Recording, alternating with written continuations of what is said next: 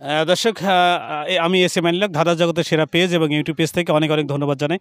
তো আপনারা দেখতেই পাচ্ছেন এই জায়গাটা একটা সুন্দর একটা আপু বসে আছে। আসলে সেই আপু কি যেন করছে, আমি তার সাথে একটু কথা বলার চেষ্টা। আসসালামু আলাইকুম আপু। ওয়ালাইকুম আসসালাম। এই এখানে একা একা বসে আছেন কেন? এমনি ভাইয়া ঘুরতে আসছি তো। ঘুরতে আসছেন কি? এটা কি গ্রিন ভ্যালি পার্ক? হ্যাঁ, এটা হচ্ছে নাটোর লালপুরের গ্রিন ভ্যালি পার্ক। নাটোর লালপুরে গ্রিন ভ্যালি পার্ক। তো আমি আসছি ধাঁধার জগতের সেরা পেজ থেকে। আপনার সাথে কি একটা ধাঁধা খেলতে পারি? জি ভাইয়া। মানে অনেক আসলে আমি দেখতে পাচ্ছি আপুটা আসলে এখন অনেক সুন্দর, মানে সুইট সুইট হাসি। তে আমি আপনাকে একটা ধাঁধা ছুড়ে দিতে চাই, সেটা হলো যে উত্তর দিতে পারলে কোনো একটা আকর্ষণীয় পুরস্কার আছে। আহ, জি ভাইয়া বলুন। একটা ডিম সিদ্ধ করতে 5 মিনিট সময় লাগে। একটা ডিম সিদ্ধ করতে কয় মিনিট সময় লাগে? 5 মিনিট। তাহলে 10টা ডিম সিদ্ধ করতে কয় মিনিট সময় লাগে?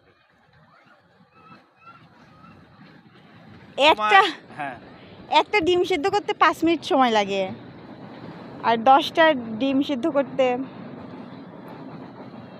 একটা ডিম সিদ্ধ করতে 5 মিনিট সময় লাগে। 10টা 5 মিনিটই লাগবে ভাইয়া। আসলে এটা কি করে আপনি একটু যুক্তি দেখান। কারণ একটা ডিম সিদ্ধ করতে যদি 5 মিনিট লাগে, আমরা যদি 10টা ডিম সিদ্ধ করি তাহলে তো আমরা আলাদা আলাদা সময় সিদ্ধ করবো না, একই সময় একই সঙ্গে সিদ্ধ করব, তো 5 মিনিট সময় লাগবে। হ্যাঁ, শিওর। দর্শক, আসলে তিনি সঠিক উত্তর দিয়েছে। আসলে একটা ডিম সিদ্ধ করতে যে সময়টা অতিবাহিত হবে 5টা ডিম, তো এবং 10টা ডিম সিদ্ধ করতে সেই সময়টা লাগবে। আপনাকে অনেক অনেক ধন্যবাদ জানাই। দাদা জগতের পেজ থেকে অনেক অনেক শুভেচ্ছা।